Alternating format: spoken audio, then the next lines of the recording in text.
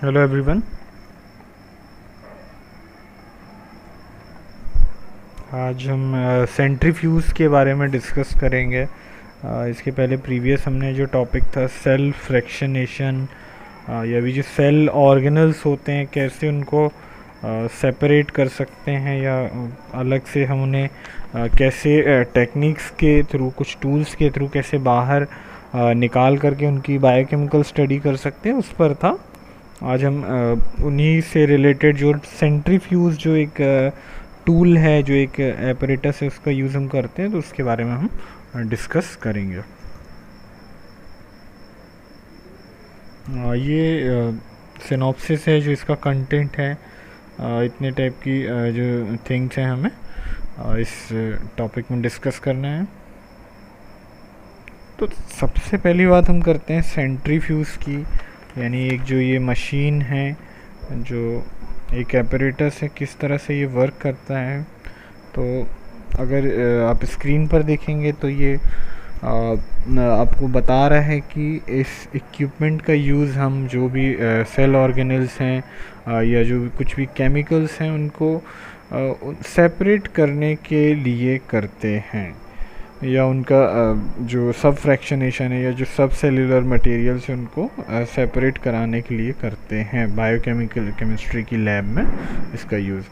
और एक सेंट्रीफ्यूज ऐसी डिवाइस होती है जो अपने इसके अंदर एक जैकेटेड जो एक चैम्बर होता है उसके अंदर एक मशीन में मोटर के थ्रू रोटर में ट्यूब्स होती हैं जो मूव करती रहती हैं और इसकी स्पीड काफ़ी हाई स्पीड तक ये मूव हो सकता है, जिसके कारण वहाँ पर दो फोर्स जनरेट होते हैं। The first one is centripetal force और सेकंड जो है वो सेंट्रीफ्यूगल फोर्स है। और किस तरह से वो एक जो है सर्कुलर मूवमेंट को परफॉर्म करता है और कहाँ कहाँ फोर्स उसमें वर्क करता है वो हम आगे डिस्कस करेंगे। इस फोर्स के कारण ये जो फोर्स यहाँ पे जनरेट हो रहा है सेंट्रीपीटल और सेंट्रीफ्यूगल, तो जो डेंस मटेरियल हैं या जिनका जो भी डेंसिटी जिनकी ज़्यादा है वो बॉटम में जा कर के सेटल होना शुरू कर देते हैं। जो सेंट्रीफ्यूज ट्यूब में हम मटेरियल पुट करते हैं तो जो भी डेंस मटेरियल है वो नीचे की तरफ डेप्थ में सेटल हो जाएगा। और ये जो प्रोसेस है जिसकी ज़्यादा डेंसिटी है वो उतनी ही जल्दी वहाँ पर जो है सेटल होता जाता है। ठीक है। अगर दूसरे शब्दों में हम बात करें सेंट्रीफ्यूज की तो एक ऐसी डिवाइस है जो पार्टिकल्स को एक किसी भी सेलुलर या किसी भी सॉल्यूशन में एक आइसोटोनिक सॉल्यूशन के अंदर जो भी पार्टिकल्स हैं उनको ये सेपरेट करने की, यानी अलग अलग लेयर्स में वो according to their density, according to their size, shape और विस्कोसिटी ऑफ मीडियम वो जा कर के वहाँ पर सेटल होते जाते हैं। इसमें बहुत सारे फैक्टर्स वर्क करते हैं जो नीचे यहाँ पे दिए गए हैं, हम इस पर डिस्कस करेंगे आगे। और बायोलॉजी की फील्ड में अगर हम बात करें पार्टिकल्स मेनली मतलब जो भी सेल्स के ऑर्गेनल्स हैं या जो सब सेलुलर ऑर्गेनल्स हैं, मैक्रो मॉलिक्यूल्स, बायोमॉलिक्यूल्स है जो माइक्रो मॉलिक्यूल्स हैं, इन सबको हम सेपरेट करने का काम इसके थ्रू करते हैं। अब चलते हैं नेक्स्ट स्लाइड की ओर। ये देखिए एक यहाँ पर एक कार का यहाँ पर एग्जांपल दिया गया है कि कैसे एक जो सर्कुलर पथ में जब कोई भी थिंग मूव कर रही होती है तो दो टाइप के फोर्स वर्क कर रहे होते हैं। अब देखिए सेंट्रीफ्यूगल फोर्स की अगर हमने बात की है तो जो सर्कल से यानी इसके सेंटर से बाहर की तरफ जो वर्क कर रहा है दैट इज़ सेंट्रीफ्यूगल फोर्स। और सेंट्रीपीटल फोर्स जो कि अंदर की तरफ इस पार्टिकल को बांध के रखता है या जो खींच के रखता है वो वर्क कर रहा होता है। तो इन दोनों फोर्सेस के प्रोसेस के कारण वहाँ पर जो डेंस मटेरियल है वो बॉटम में टेस्ट ट्यूब में नीचे जा कर के सेटल होते हैं और अपनी डेंसिटी के अकॉर्डिंग जो सबसे थिनर है वो सबसे ऊपर की तरफ अरेंज हो जाता है। अब हम बात करेंगे इसके प्रिंसिपल की। what is the meaning of principles of sedimentation। Sedimentation की ये जो प्रोसेस होती है उसका बेसिकली प्रिंसिपल क्या होता है। तो सेडिमेंटेशन की प्रोसेस आप बहुत बार पढ़ चुके हैं। हिंदी में अगर हम कहें तो इसे अवसादन की प्रक्रिया कहलाती है। ये जब ओर से हम जो मेटल का एक्सट्रैक्शन कराते हैं या मेटल को प्योर फॉर्म में जनरेट कराने की जो प्रोसेस कराते हैं केमिस्ट्री में, उसमें इसका यूज़ होता है। एक लिक्विड जो है आइसोटोनिक लिक्विड के अंदर हम किसी भी जो मटेरियल है उसको according to their density settle कराने का काम करते हैं, वो यहाँ सेडिमेंटेशन में होता है। तो रेट की अगर हम बात करें तो the rate of sedimentation is dependent upon the applied centrifugal force directed radially outwards. जो भी सेडिमेंटेशन का रेट है वो सीधी सी बात है डिपेंड करता है कि कितना वहाँ पर सेंट्रीफ्यूगल फोर्स जनरेट हो रहा है, मींस कितने वहाँ पर वो राउंड्स पर मिनट वहाँ पर परफॉर्म किए जा रहे हैं एक स्पिन में। जितना ज़्यादा फोर्स होगा और उतनी जल्दी ये प्रोसेस कंप्लीट होती है। तो यही सेडिमेंटेशन का बेसिक प्रिंसिपल है कि जो अप्लाइड सेंट्रीफ्यूगल फोर्स है उसी पर सेडिमेंटेशन ओवरऑल डिपेंड करता है।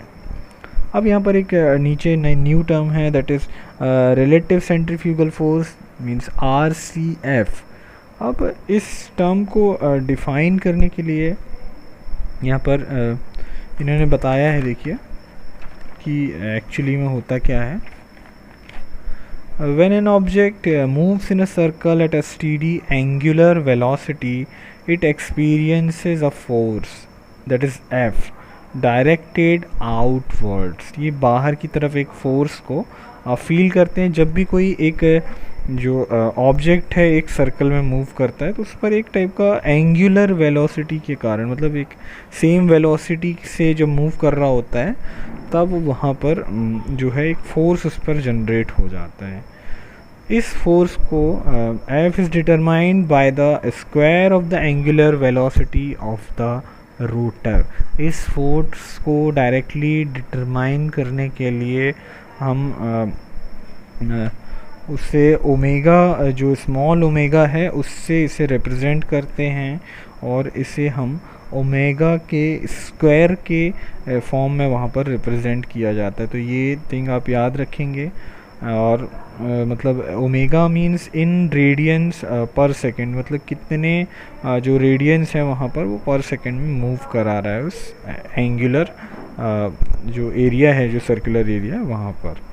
And the radial distance of the particle from the axis of rotation, और जो भी उसका रेडियस है उस सर्कुलर पथ का, यानी जो r की वैल्यू है जो कि हम सेंटीमीटर में लेते हैं क्योंकि हमारे सेंट्रीफ्यूज का जो साइज़ है काफ़ी छोटा होता है, तो इससे हम रिप्रेजेंट करते हैं। तो ओवरऑल आपको ये जो हम डिराइव करने वाले हैं RCF, ये देखिए हमने इसके एक्सप्लेनेशन को ऊपर लिखा, नीचे हमने सेंट्रीफ्यूगल फोर्स जो जनरेट हो रहा है that is F, it is equal to, because it depends on the angular velocity, वो उसकी एंगुलर वेलोसिटी पर डिपेंड कर रहा है उसके होल स्क्वायर से, प्लस जो उससे मल्टीप्लाइड बाय रेडियस, क्योंकि हम वहाँ पर रेडियंस को काउंट कर रहे हैं। तो ये हम जो है हमारा फर्स्ट जो डेराइव जो फॉर्मूला है वो यहाँ पर आता है। चलते नेक्स्ट।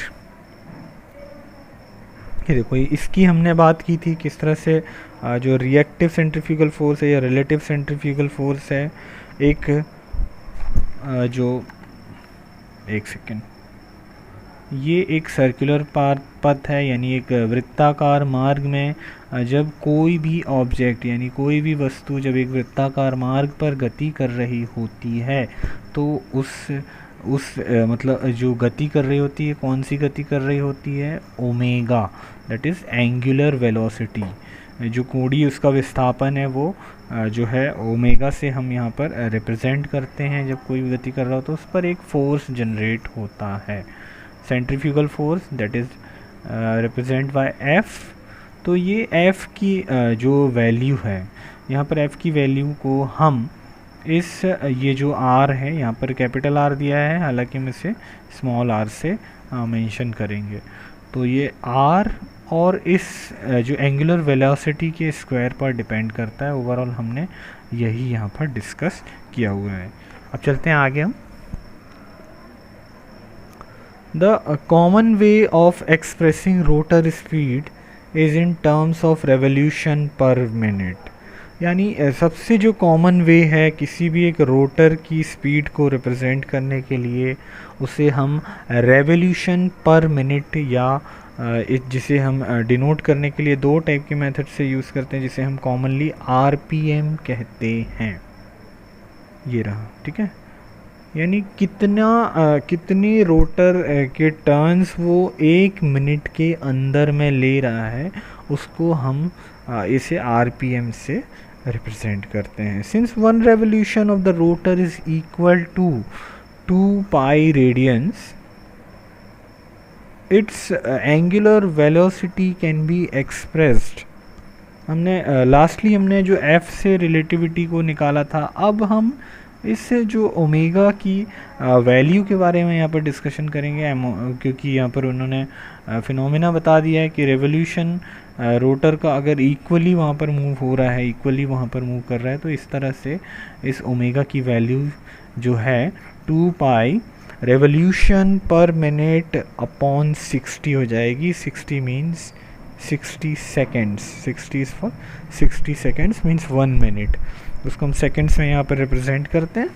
अब इस ओमेगा की वैल्यू को हम सब्स्टिट्यूट करेंगे या पुट करेंगे, जो हमारा प्रीवियसली जो हमने इक्वेशन 1 को जनरेट किया था उसमें हम इसको पुट करते हैं, तो देखते हैं हम क्या वैल्यू पाते हैं। ये देखिए, हमने जो अपना F is equal to omega square R में इसकी वैल्यू को पुट किया है, तो ओमेगा की वैल्यू ये रही 4 पाई स्क्वायर रेवोल्यूशन पर मिनट का whole square multiplied R upon 3600। ये वैल्यू हमने वहाँ पर पुट की है, तो हमें ये यहाँ पर नई वैल्यू है जो मिल जाती है। चलते हैं next. However, F is expressed as a multiple of Earth's gravitational field. Then the gravitational field G is equal to 981 centimeter second per square. तो ये वैल्यू जो है F जो है, जो फोर्स यहाँ पे लग रहा है, वो जो भी अर्थ का एक पर्टिकुलर ग्रेविटेशनल फील्ड है जो कि एक डिसाइडेड कांस्टेंट है, उसके मल्टीपल्स के फॉर्म में ही हम रिप्रेजेंट कर रहे हैं। जैसे कि हमने बात की थी, अगर ग्रेविटी जो है अर्थ की ग्रेविटी में, वो जो लिक्विड के अंदर जो भी पार्टिकल्स हैं वो अपनी डेंसिटी के अकॉर्डिंग नहीं सेटल होते हैं, वो मिक्स्ड अप फॉर्म में ही रहेंगे। लेकिन जब हम एक बहुत हाई लेवल की मतलब ग्रेविटी के मल्टीपल फॉर्म्स में वहाँ पर जो है फोर्स को जनरेट करा पाएंगे, तब वो वहाँ पर सेपरेट होना स्टार्ट कर देते हैं। तो वो यही बता रहा है। अब देखिए, the ratio of the weight of the particle in centrifugal field to the weight of the same particle when acted by gravity alone is known as the relative centrifugal field, that is RCF, which is commonly referred to as the number times G. Hence ये यहाँ पर RCF को define किया गया है कि जो भी रेशो होता है, जो भी इस पार्टिकल के वेट का या और सेंट्रीफ्यूगल फील्ड का के अंदर जो उसके वेट के अकॉर्डिंग जो रेशो होता है उस सेम पार्टिकल का, जो ग्रेविटी में वर्क नहीं कर पा रहा है या ग्रेविटी के देने के बाद वर्क करता है, तो उसको हम RCF से मेंशन करते हैं। तो RCF इज़ इक्वल टू, हमने यहाँ पर वैल्यू पुट की है जो कि हमने प्रीवियसली जनरेट की थी, आप देख पा रहे हैं। देखिए, ये वैल्यू हमारी ऑलरेडी हमने ली थी। अब क्योंकि हम ग्रेविटी के जो ग्रेविटेशनल फोर्स के मल्टीपल में ले रहे हैं, तो जो भी हमारी वैल्यू है वो मल्टीप्लाइड बाय दैट जो अर्थ का जो भी ग्रेविटेशनल फोर्स है वो यहाँ पर आ जाएगा। जब इसको आप और फर्दर सॉल्व करेंगे तो ultimately we will get that value for RCF।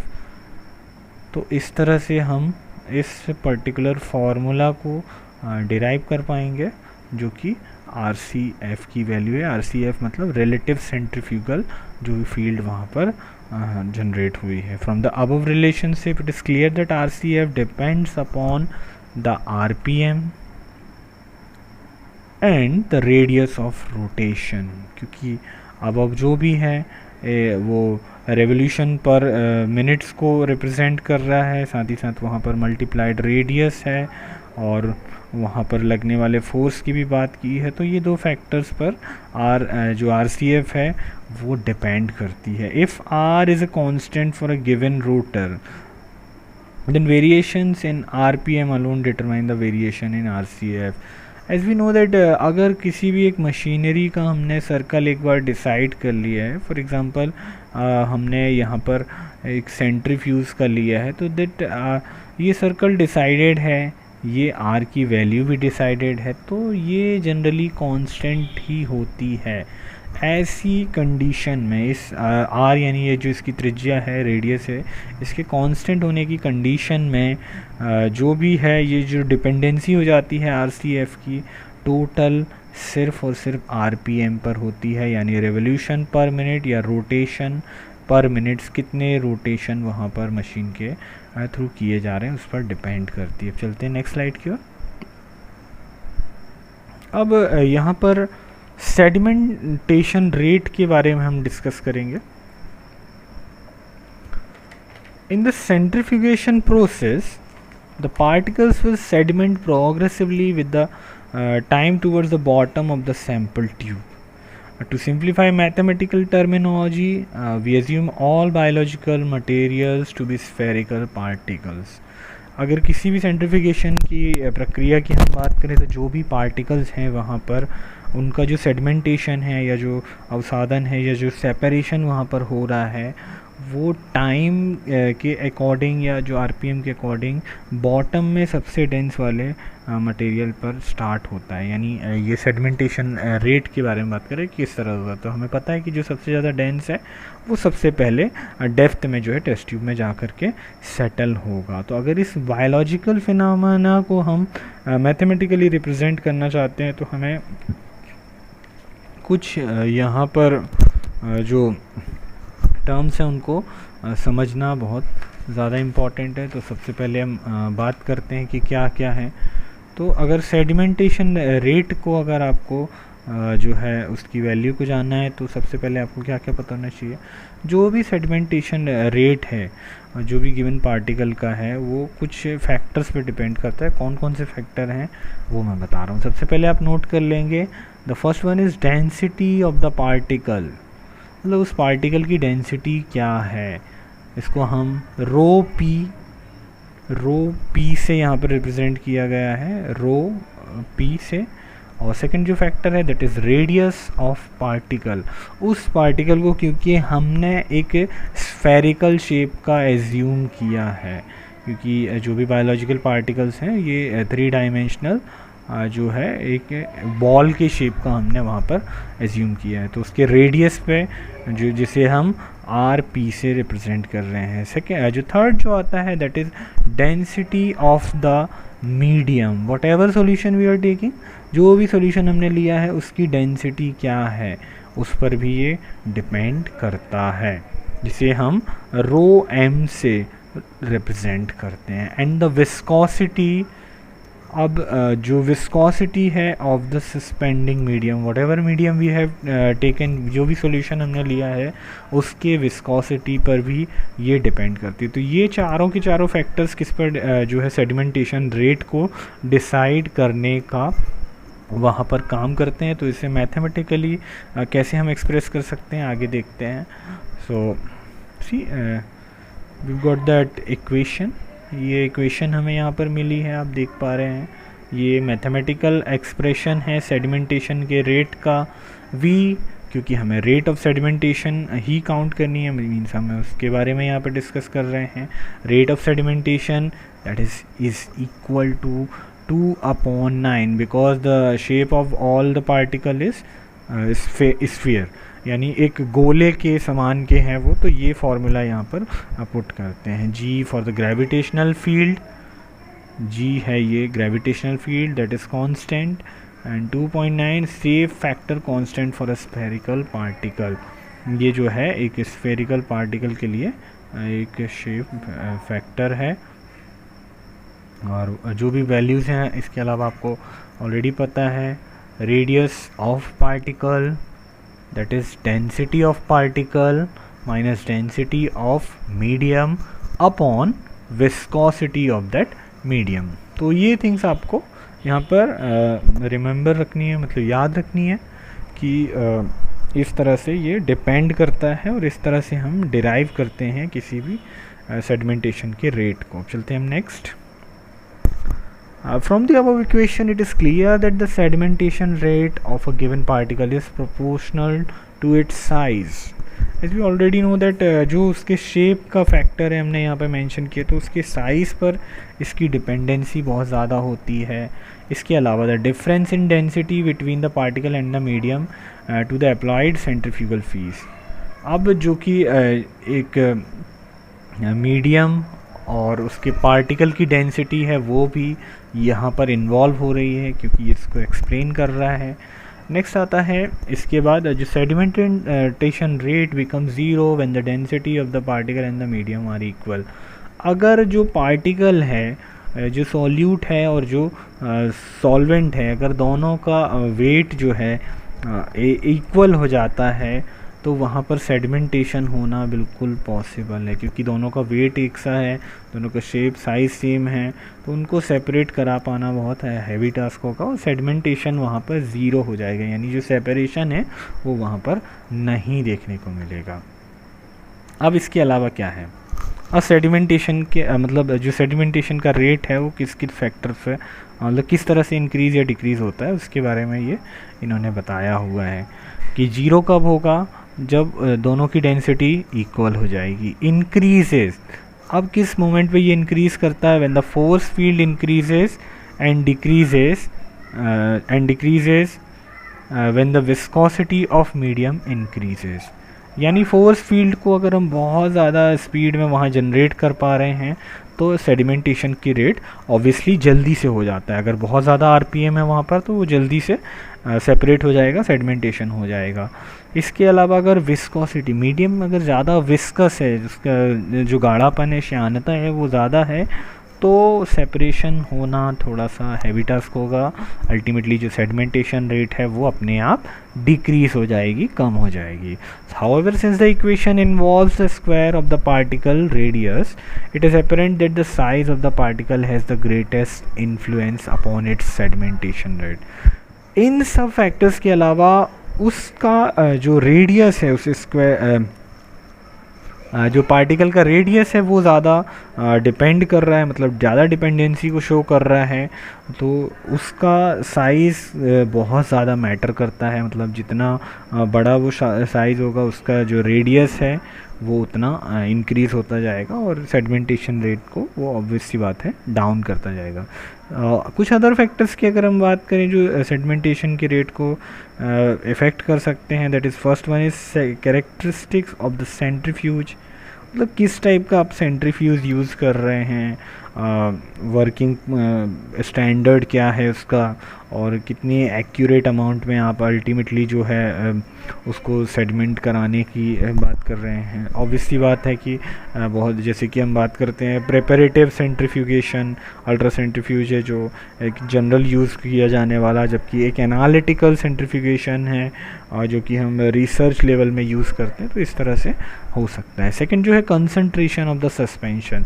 अब जो भी मीडियम आपने लिया है उसका कंसंट्रेशन किस तरह से, अगर वो हाईली कंसंट्रेटेड है तो इट विल क्रिएट इश्यूज़, और अगर उसका मतलब जो डिस्ट्रीब्यूशन है कंसंट्रेशन का वो भी इक्वली होना चाहिए, अदरवाइज़ ये सब चीज़ें जो है सेडिमेंटेशन रेट को इफ़ेक्ट कर सकती हैं। चलते हैं नेक्स्ट स्लाइड की ओर।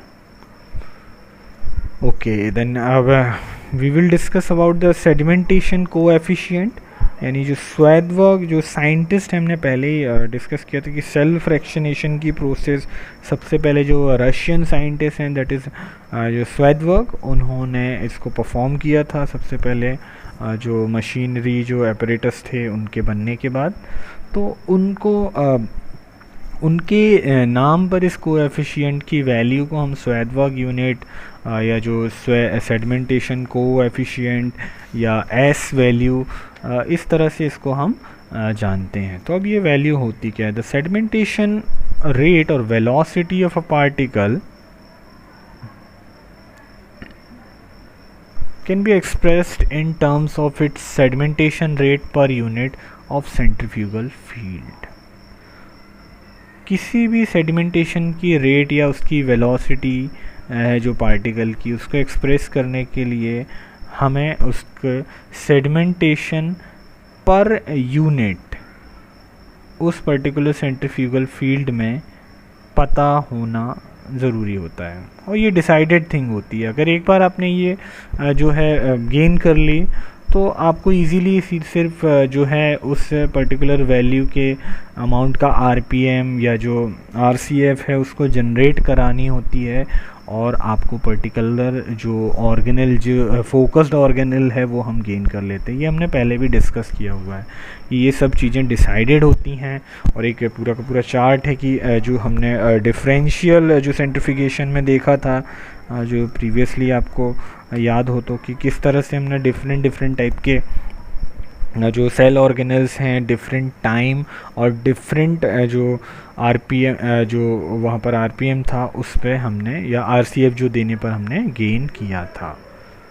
It is commonly referred to as its sedimentation coefficient. तो इसी वैल्यू को जो हम सेडिमेंटेशन पर rate per unit of centrifugal field को जो गेन कर लेते हैं उसको हम सेडिमेंटेशन कोएफिशिएंट कहते हैं, जिसे हम एस से रिप्रेजेंट करते हैं। Since sedimentation rate studies are performed using a wide variety of solvent solute system और at different temperatures, the value is affected by temperature.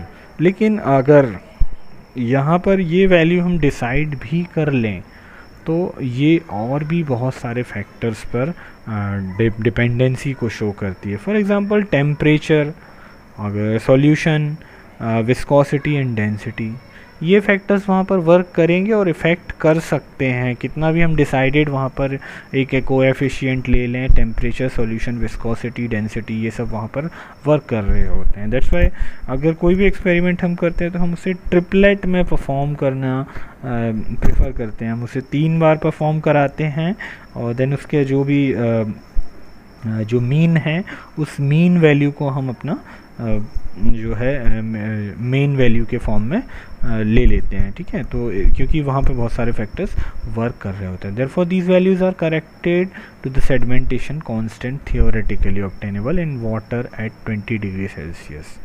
अब इस वैल्यू को जो कि किस तरह से हम इक्वेशन के फॉर्म में रिप्रेजेंट कर सकते हैं, तो यहाँ पर 20 डिग्री सेल्सियस के वाटर की बात की है, अगर हम एक मीडियम की तरह यूज़ कर रहे हैं तो इस तरह से इक्वेशन हम जनरेट करते हैं। ये देखिए,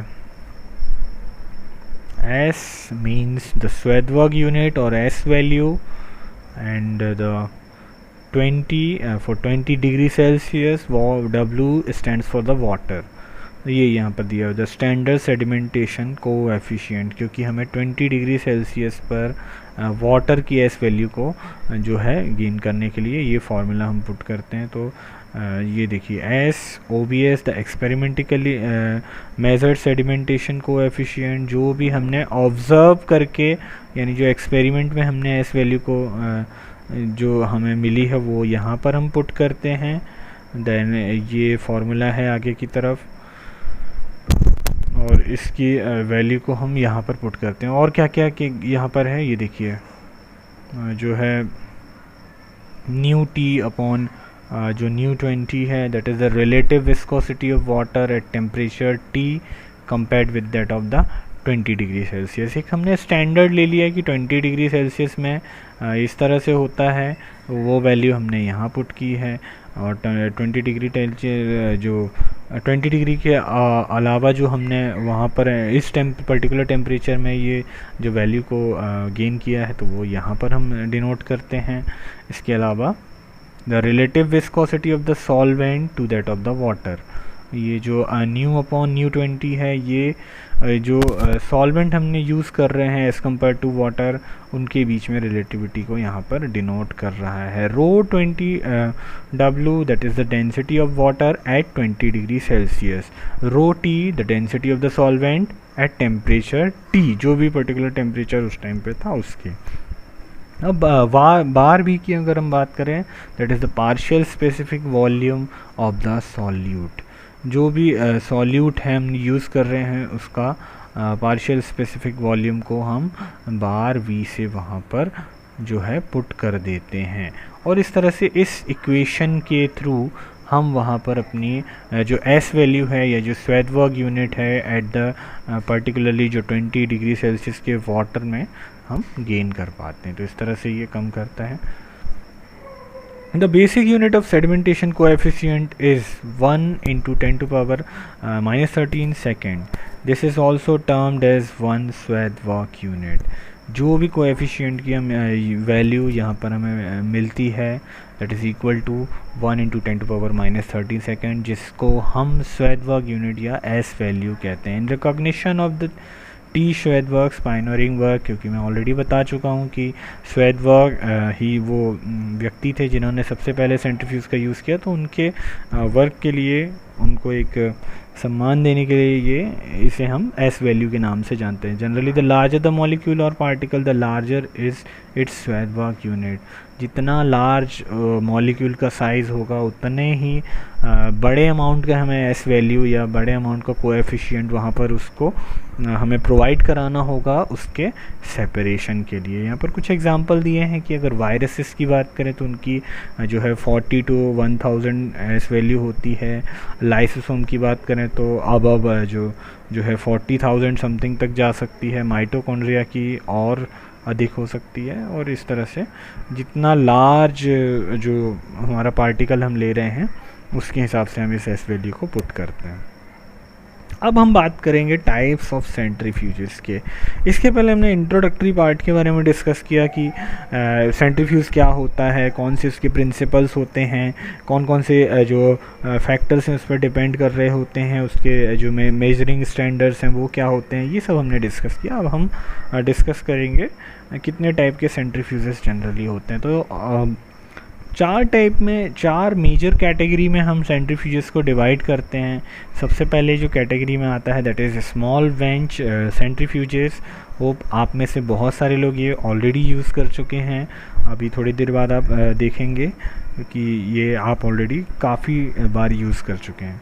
large capacities refrigerated centrifuges, refrigerated for the controlling the temperature, क्योंकि बहुत ज़्यादा हाई स्पीड का होने के कारण वहाँ पर टेम्परेचर जो है हमें लोअर रखना होता है, अदरवाइज़ जो हमारे ऑर्गेनल्स हैं, जो पूरी बायोलॉजिकल कंपाउंड है, उनकी प्रॉपर्टीज़ वहाँ पर इफ़ेक्टेड हो सकती है। High speed centrifuges and then ultimately is that ultra centrifuges, जो कि बहुत हाई स्पीड पर या बहुत ज़्यादा आरपीएम कैपेसिटी के हो सकते हैं। तो सबसे पहले हम बात करेंगे that is small bench centrifuges, जिसमें सबसे पहला हैंड सेंट्रीफ्यूज आता है। जनरली इसमें 2 या 4 ट्यूब होल्डर्स हो सकते हैं, और इसे आप किसी भी प्लेटफॉर्म या किसी भी एक बेस से अटैच करके यूज़ करते हैं। तो ये डायग्राम आपको जो है प्लॉट कर सकते हैं। अब इसके बाद जो मैं दिखाने जा रहा हूँ ये आप कई बार देख चुके हैं, तो होप आप समझ जाएंगे। ये देखिए, ये जो एपरेटस आप देख पा रहे हैं दैट इज़ हैंड सेंट्रीफ्यूज। इसका यूज़ आपने काफ़ी बार किया हुआ है।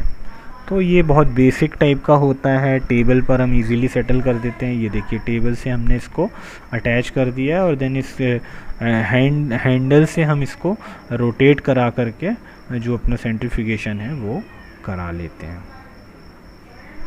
अब नेक्स्ट आता है इसी कैटेगरी में जो कि हम स्मॉल वेंच सेंट्रीफ्यूजेस की बात करें, दीज आर क्लिनिकल सेंट्रीफ्यूजेस। ये भी हम लैब में यूज़ करेंगे, और इनको ये बहुत छोटे साइज़ के होते हैं, इजीली किसी भी छोटे से डेस्क में अरेंज कर सकते हैं।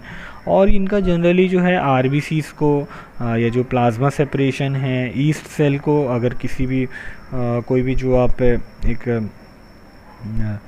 सॉल्यूशन ले रहे हैं उसमें अगर ईस्ट सेल्स हैं उनको सेपरेट करा लें, उनके बल्कि कोई भी बल्कि प्रेसिपिटेट्स हैं जो केमिकल रिएक्शन के थ्रू बना है, जो जनरली आप हैंड सेंट्रीफ्यूज का यूज़ करके सेपरेट कराने का काम करते हैं, वो सब के लिए किया जाता है। इसकी मैक्सिमम स्पीड जो है वो 3000 रेवोल्यूशन पर मिनट होती है। तो ये काफ़ी बेसिक है। इसके अलावा हमें काफ़ी आरपीएम की स्पीड चाहिए होती है अलग अलग ऑर्गेनल्स के लिए। और ये 3000 की रेंज से लेकर के लगभग ये जो RCF जनरेट करने की कैपेसिटी होती है that is equal to 7000 G। 7000 जो है जो अर्थ का ग्रेविटेशनल फोर्स है उससे फर्दर ये जनरेट कर सकते हैं। They do not usually have any temperature regulatory system, क्योंकि ये बहुत ही सिंपल टाइप के, इनमें किसी भी टाइप का जो रेफ्रिजरेशन की कोई प्रोसेस नहीं है, मतलब टेम्परेचर को हम बिल्कुल कंट्रोल नहीं कर सकते हैं। तो इनका ज़्यादा देर तक चलाने पर इनमें बहुत ज़्यादा हीट जनरेट हो सकती है, तो ईज़िली हम इनको कम समय तक परफॉर्म करते हैं। They are useful for the separation of large volumes of crude separation. जो एक क्रूड सेपरेशन है, यानी जो बल्कि जो एक प्रिमिटिव टाइप का सेपरेशन जो है, उस टाइप का सेपरेशन में हम इनको यूज़ करते हैं। जो रोटर इनमें होता है वो वर्टिकली माउंट किया जाता है, और जो सेंट्रीफ्यूज ट्यूब होती हैं वो इसके अंदर पुट की जाती हैं। तो इस तरह से ये दिखता है, आप देख पा रहे हैं। ये एक क्लिनिकल सेंट्रीफ्यूज है। तो इस क्लिनिकल सेंट्रीफ्यूज में आप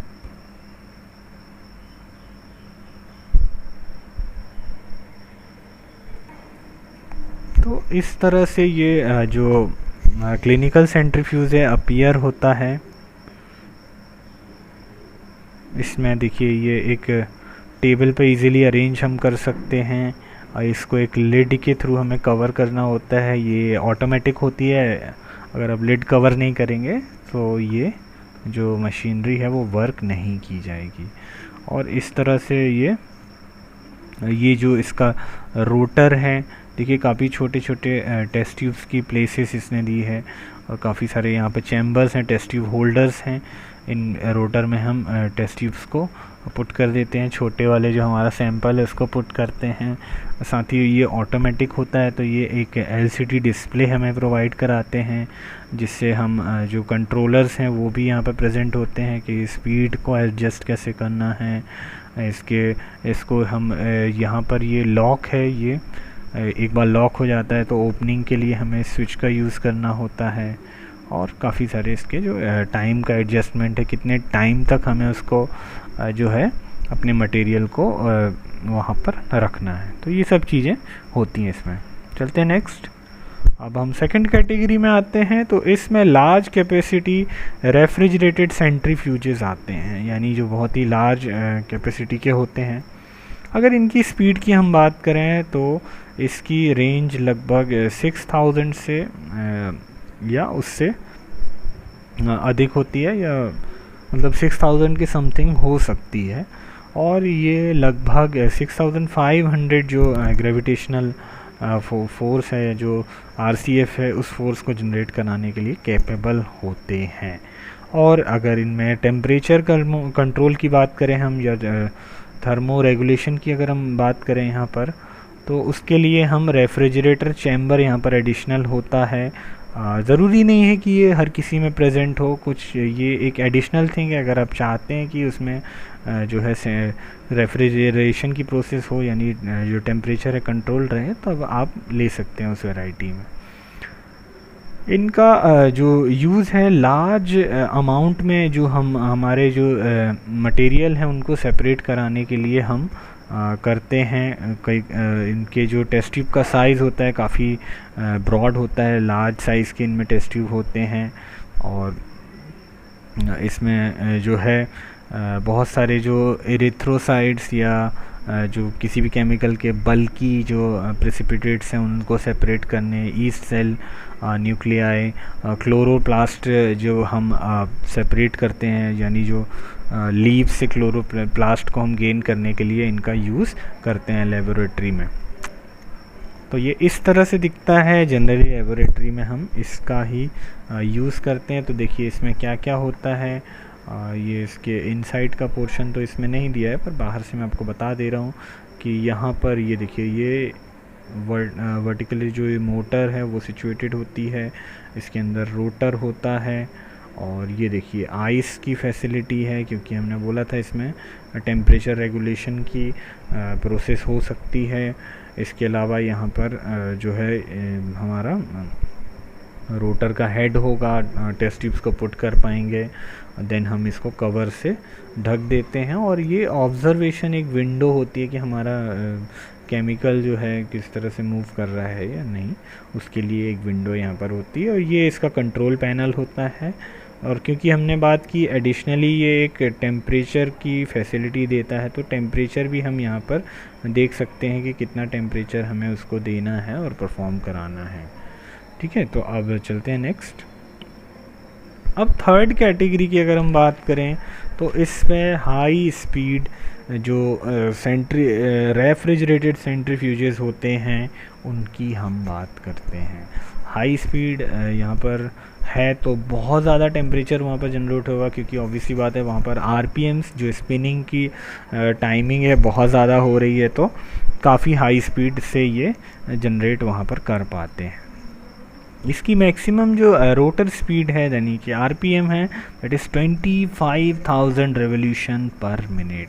और जो डीएनए के सेपरेशन के लिए जो हम यूज़ करते हैं जनरली वो यही वाला जो सेंट्रीफ्यूज है इसका यूज़ हम करेंगे प्रैक्टिकल वाले पोर्शन में अपने, तो इसका वहाँ पर हम और डिटेल में डिस्कस करेंगे। इसका जो आरसीएफ की जो वैल्यू होती है लगभग 60,000 जो अर्थ ग्रेविटेशनल फोर्स की इक्वल होती है। और ये जनरली काफ़ी इनमें जो है फिक्स्ड एंगल या स्विंगिंग बकेट टाइप के रोटर का जो हेड है वो इनमें लगाया जाता है। आगे हम डिस्कस करेंगे कितने टाइप के रोटर्स होते हैं और रोटर्स क्या हैं और किस तरह से हम वहाँ पर टेस्ट ट्यूब को पुट करते हैं। और इनमें बहुत अच्छा रेफ्रिजरेशन का एक सिस्टम होता है जो कि एक्सेस ऑफ हीट को वहाँ पर रिमूव भी कर रहा होता है, साथ ही हमारे जो भी केमिकल हैं या जो भी मशीनरी उसको ठंडा रखने का काम कर रहा होता है, फ्रिक्शन को वो कंट्रोल कर रहा होता है। और ये पूरा वैक्यूम मतलब वैक्यूम जो चैम्बर होता है वहाँ पर एक भी एयर नहीं होती है जो फ्रिक्शन को ऑलरेडी रिड्यूस कर देता है। और इसमें इजीली हम 0 से 40 डिग्री सेल्सियस तक का टेम्परेचर मेंटेन करा सकते हैं। और ये जो इंस्ट्रूमेंट है वो किसी भी एक मीडिया से जो माइक्रो ऑर्गेनिज्म हैं, ये जो सेलुलर डिब्रीज़ हैं, जो अनयूजेबल डिब्रीज़ हैं या जो लार्जर पार्टिकल्स हैं, उनको हम सेपरेट कराने के लिए यहाँ पर यूज़ करते हैं। इसके अलावा जो है इसमें जो आरसीएफ की जो अमाउंट है वो ऑलरेडी बहुत ज़्यादा होता है, तो हम डिस्कस कर चुके हैं। तो इस तरह से ये दिखता है हाई स्पीड रेफ्रिजरेटेड सेंट्रीफ्यूज। और ये एक एडिशनल थिंग के साथ आता है, यानी इसमें इसी की कैटेगरी में हाई स्पीड सेंट्रीफ्यूज तो आप समझ गए हैं किस तरह से रेफ्रिजरेशन भी हो रहा है और बहुत हाई स्पीड में ये मूव कर पा रहा है। इसमें एक कैटेगरी आती है that is continuous flow centrifuge. अब इसमें कमाल की बात यह है कि जो भी हमारा जो हमने सॉल्वेंट लिया है वो कंटिन्यूसली फ़्लो भी हो सकता है, और इसके लिए एक पूरा सेटअप होता है। हालांकि इसे हम हाई स्पीड की कैटेगरी में ही रखते हैं, लेकिन ये एक एडवांस वर्क के लिए यूज़ किया जाता है। The rotor is long and tubular, जो इसका रोटर है काफ़ी लंबा होता है और ट्यूब शेप का होता है, जिससे पार्टिकल जो है इजीली जो मीडियम के साथ वहाँ पर कंटिन्यूसली फ़्लो हो सकें। As the medium enters the rotating rotors, particles are deposited against its wall and excess media overflows through an outlet port.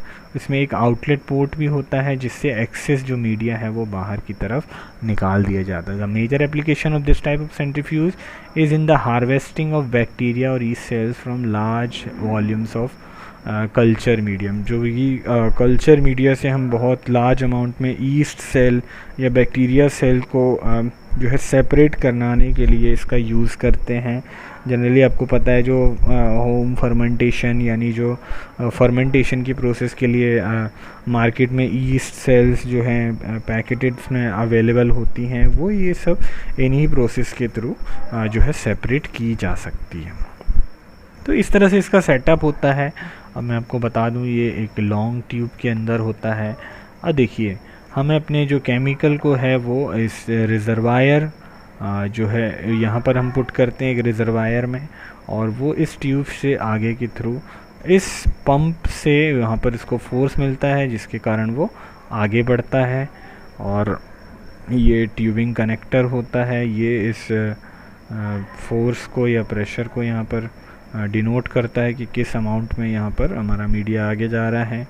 और ये जो है आगे चल कर के इस रोटर के हेड पे पहुँचता है, और यहाँ पर इसके वॉल पर ये मूव करना शुरू कर देता है। जो भी एक्सेस अमाउंट है वो इस वाले एज वाले पोर्शन से आगे की तरफ जा कर के एक एफ्लुएंट जो रिजर्वायर है उसमें जा कर के कलेक्ट कर लिया जाता है। तो इस तरह से ये जो हमारा कंटिन्यूस फ्लो जो सेंट्रीफ्यूज है वर्क करता है।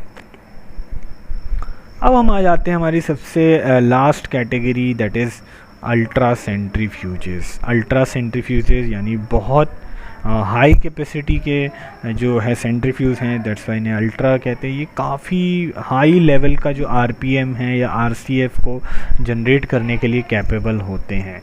प्रिपरेटिव की बात करें तो लास्ट लेक्चर में जो सेल्फ फ्रैक्शनेशन था उसमें हमने ये डिस्कस किया हुआ था कि प्रिपरेटिव जो सेंट्रीफ्यूज है वो हम यूज़ करते हैं। जनरली लेबोरेटरी में भी जो अल्ट्रा सेंट्रीफ्यूज हम यूज़ करते हैं वो प्रिपरेटिव अल्ट्रा सेंट्रीफ्यूज होता है।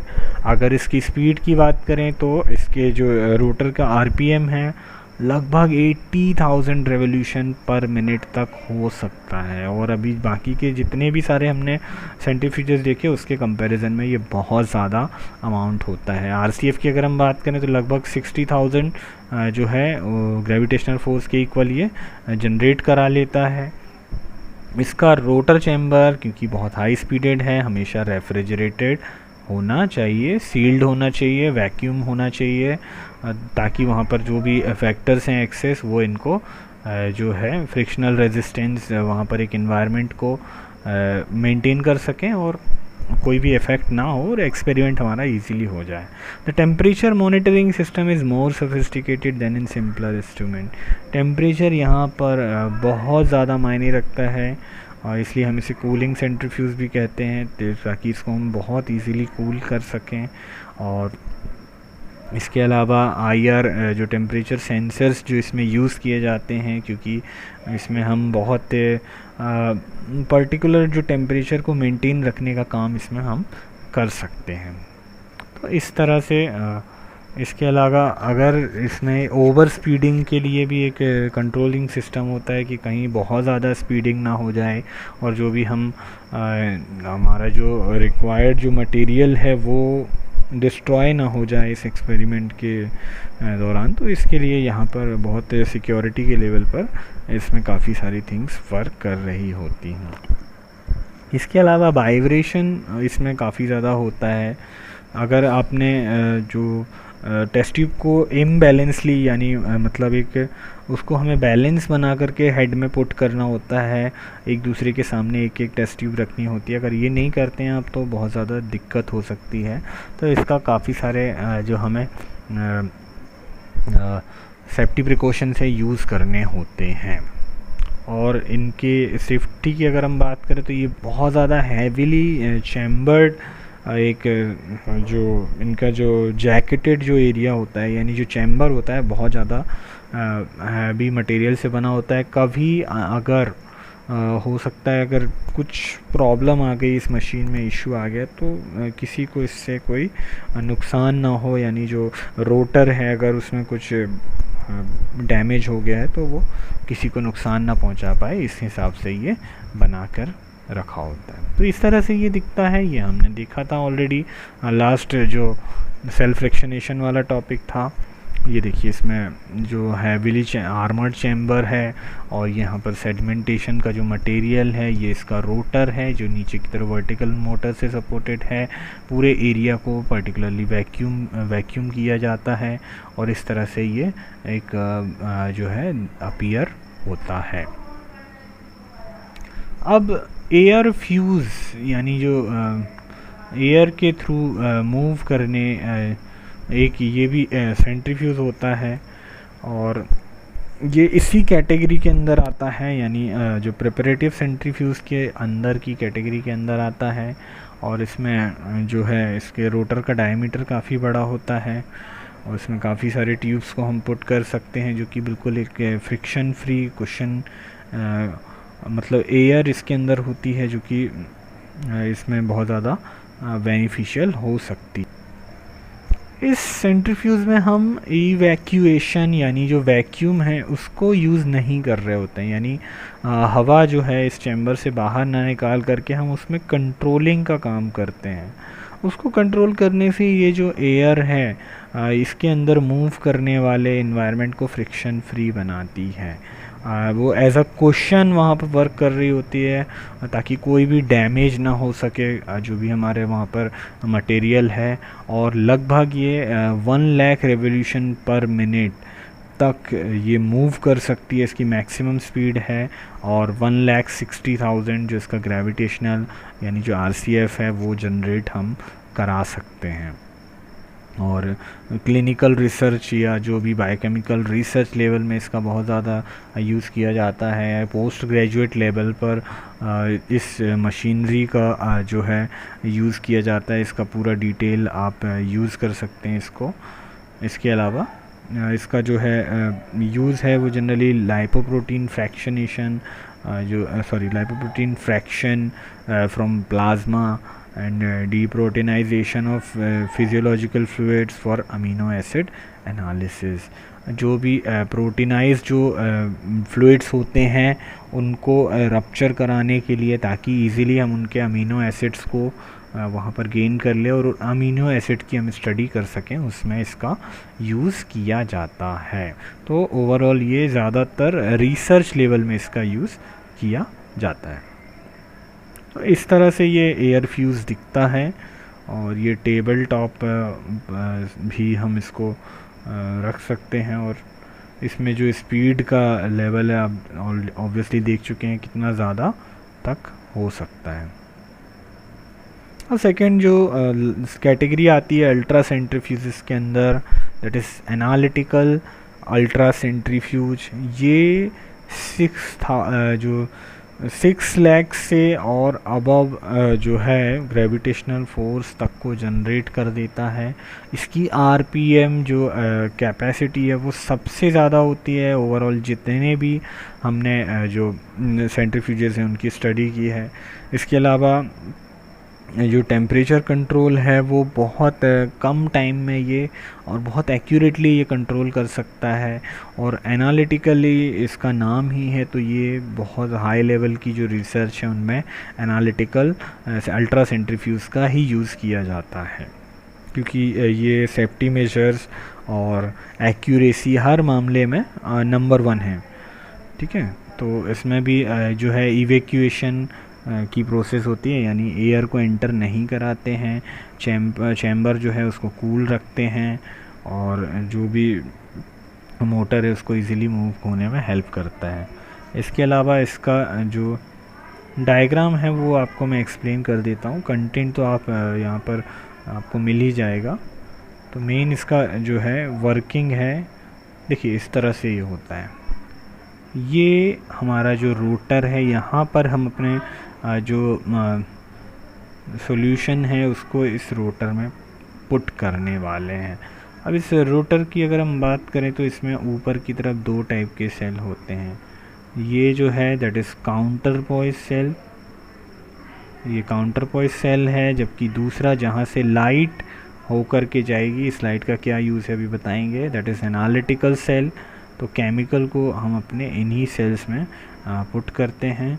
ये देखिए आर्मर्ड चैम्बर है, ये चैम्बर की हम बात कर रहे हैं। रोटर के लिए आर्मर्ड चैम्बर है क्योंकि बहुत हाई स्पीड यहाँ पर जनरेट होने वाली है।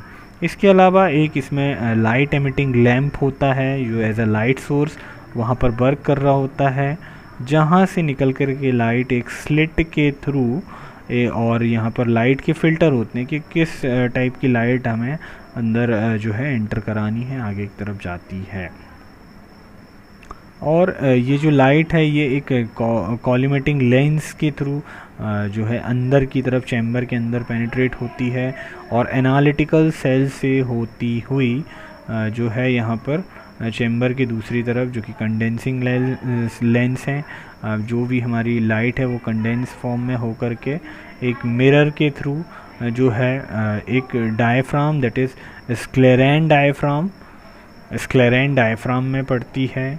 और आगे की तरफ यहाँ पर एक जो कैमरा है, जो क्योंकि डायरेक्टली आइज़ में अभी भी नहीं आ रही है, जो भी ऑब्ज़र्व हम करने वाले हैं कैमरा लेंस के थ्रू, एक कैमरा लेंस के बाद ये सिलेंड्रिकल लेंस है, उससे होकर के व्यूइंग मिरर पे जाती है। इस व्यूइंग मिरर के साथ ये इमेज इस व्यूइंग मिरर पर फोटोग्राफिक प्लेट के थ्रू कैप्चर कर ली जाती है, क्योंकि इन फ्यूचर हमें इसका अगर यूज़ करना है तो इस तरह से ये कैप्चर कर लेते हैं।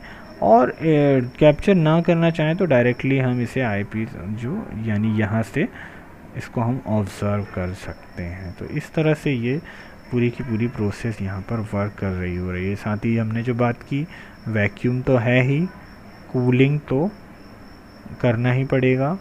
इसके अलावा इसके टेम्परेचर को कंट्रोल करने के लिए यहाँ पर एक थर्मिस्टर होता है जो टेम्परेचर का डिटेक्शन करके हमें जो है इसके टेम्परेचर की पूरी इंफॉर्मेशन प्रोवाइड करता है।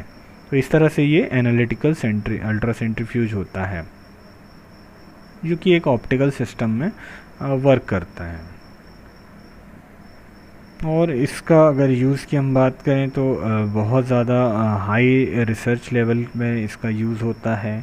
इसके अलावा इसमें 3 टाइप के ऑप्टिकल सिस्टम अवेलेबल होते हैं, यानी 3 टाइप के ऑप्टिकल सिस्टम की जो है वैरायटीज़ में आते हैं। सबसे पहला जो यहाँ पे दिया हुआ है that is UV light absorption system, और उसके बाद जो है स्क्लेरेन ऑप्टिकल सिस्टम, और लास्ट में है रिले इंटरफेरेंस सिस्टम। तो ये तीनों जो ऑप्टिकल टाइप के सिस्टम में ये अवेलेबल होता है। अगर यूवी लाइट के सिस्टम की बात करें तो इसमें जो भी लाइट है उसकी वेवलेंथ जो है उसको एनालिटिकल सेल के अंदर जो सॉल्यूशन है उससे पेनिट्रेट करा करके एनालिसिस किया जाता है, और जो भी इसकी इंटेंसिटी होती है वो इस ट्रांसमिटेड लाइट के थ्रू रिकॉर्ड कर ली जाती है फोटोग्राफिक प्लेट में। अब जो स्क्लेरेन ऑप्टिकल सिस्टम की अगर हम बात करें, when light passes through a solution having different density zones, it is refracted at the boundary between these zones. Schlieren optical system, जब भी लाइट जो है बहुत सारे डिफरेंट डेंसिटी जोन से होकर के पेनिट्रेट करके जा रही होती है एक सॉल्यूशन में, जैसे ही वो एक डेंसिटी से दूसरी डेंसिटी में एंटर करती है तो वहाँ पर रिफ्रैक्शन होता है, और इस रिफ्रैक्शन को वहाँ पर रिकॉर्ड कर लिया जाता है। तो the schlieren optical system plots the refractive index. So overall यहाँ पर जो इस टाइप के ऑप्टिकल सिस्टम में हम रिफ्रैक्टिव जो इंडेक्स ग्रेडियंट है उसको वैल्यू, उस सॉल्यूशन की वैल्यू को जो है जानने के लिए हम यूज़ करते हैं, जो कि अगेंस्ट द डिस्टेंस, मतलब डिस्टेंस के अकॉर्डिंग कैसी वहाँ पर हो रही है, ये भी एनालिटिकल सेल के थ्रू की जाती है, which is useful for sedimentation velocity measurement. यानी सेडिमेंटेशन का जो रेट है या वेलोसिटी है उसको प्रैक्टिकली जो है आइडेंटिफाई करने के लिए इसका यूज़ हम करते हैं। However it is not sufficiently sensitive to detect small concentration differences. इसके अलावा ये जो छोटे अमाउंट के कंसंट्रेशन को जो है डिटेक्ट करने की इसकी कैपेसिटी नहीं होती है, तो ये इसका यहाँ पर थोड़ा सा एक फ्लॉ है अगर हम हाई लेवल की रिसर्च की बात करें तो, क्योंकि इट में इफ़ेक्ट द रिसर्च। अब रिले इंटरफेरेंस सिस्टम जो कि लास्ट सिस्टम है, इसकी अगर हम बात करें तो Rayleigh interference system employs a double sector cell. One sector contains the solvent and the other the solution. तो 2 टाइप के इसमें सेक्टर सेल्स हैं, एक में हम सॉल्वेंट को पुट कर रहे हैं, दूसरे में सॉल्यूशन को। The optical system measures the difference in refractive index between the reference solvent and the solution by the displacement of interference fringes caused by splits placed behind the 2 liquid columns. अब 2 type के liquid हैं, दोनों के जो है दोनों के refractive indexes को हम एक साथ वहाँ पर जो है जान रहे हैं, वहाँ पर उनको निकाल रहे हैं, और साथ ही उनके डिफरेंसेस का भी जो एनालिसिस है वो भी होकर के हमको मिल रहा है।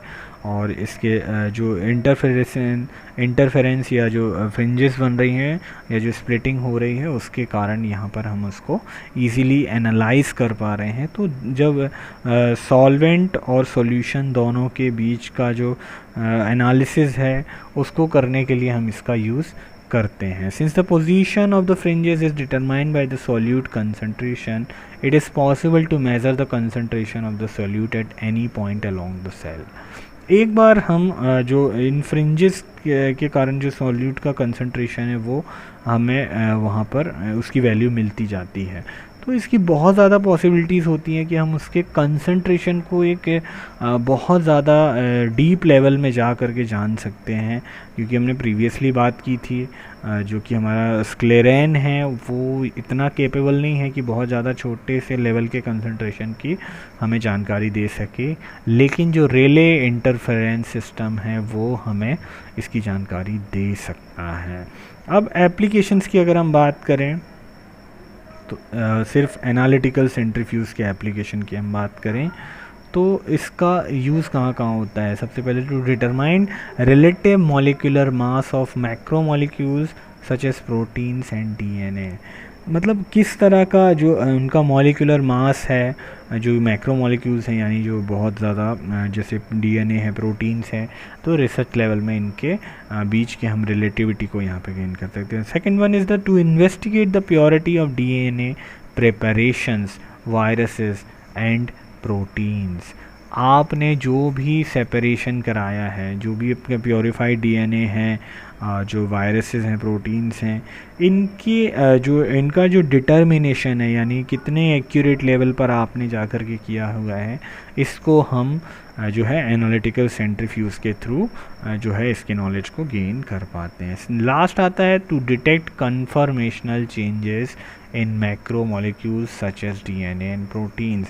हर लेवल पर यानी एक डीएन के इनिशियल लेवल से लेकर के उसके फर्दर लेवल पर उसमें क्या क्या कन्फर्मेशनल चेंजेस हो रहे हैं, उस प्रोटीन के फॉर्मेशन में क्या क्या चेंजेस आ रहे हैं, इन सब की डिटेक्शन के लिए हम एनालिटिकल सेंट्रीफ्यूज का यूज़ करते हैं।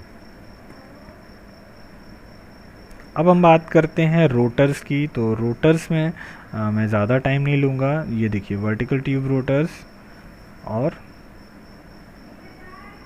Fixed angle rotors, swinging bucket rotors, 3 type के रोटर्स हैं। इसको मैं आपको बता दे रहा हूँ। तो ये जो बुक है मैं आपको प्रोवाइड करा दूँगा। ये देखिए यहाँ पे तीनों टाइप के रोटर दिए हुए हैं। विल्सन वॉकर की ये बुक है, बहुत अच्छी बुक है। तो सबसे पहले देखिए कौन सा है, ये देखो सबसे पहले का जो हमारा जो है ये ए में इस टाइप का है। तो 3 टाइप के यहाँ पे मेजरली दिए गए हैं। फर्स्ट वाला है that is fixed angle rotor, second vertical tube rotor और उसके बाद स्विंगिंग बकेट रोटर। तो ये 3 टाइप के दिए हुए हैं। सबसे पहले में जो है इसका जो ट्यूब का जो एंगल है वो ये जो ट्यूब को पुट करने का एंगल है फिक्स्ड होता है, यानी 14 डिग्री टू 40 डिग्री सेल्सियस तक के एंगल पे ये जो है सेट हो सकता है और ये फिक्स्ड होता है। एक तरह से कहा जाए तो ये फिक्स्ड है। सेकंड आता है वर्टिकल, यानी पूरी की पूरी वर्टिकल पोजीशन में ही सिर्फ हम जो है टेस्ट ट्यूब को यहाँ पुट कर सकते हैं। तो ये सेंट्रीफ्यूगल फील्ड का थोड़ा सा देखिए वेरिएशन आता है यहाँ पर।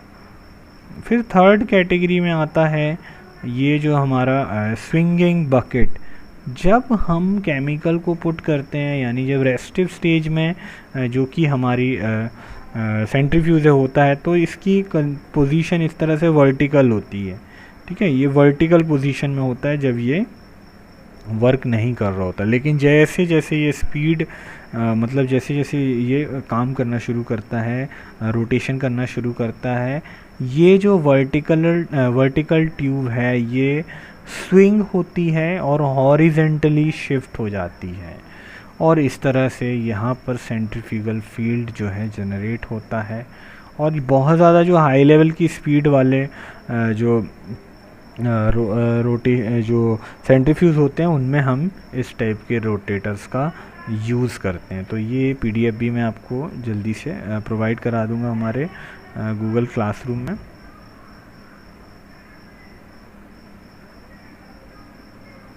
तो इतने टाइप के होते हैं। Thank you.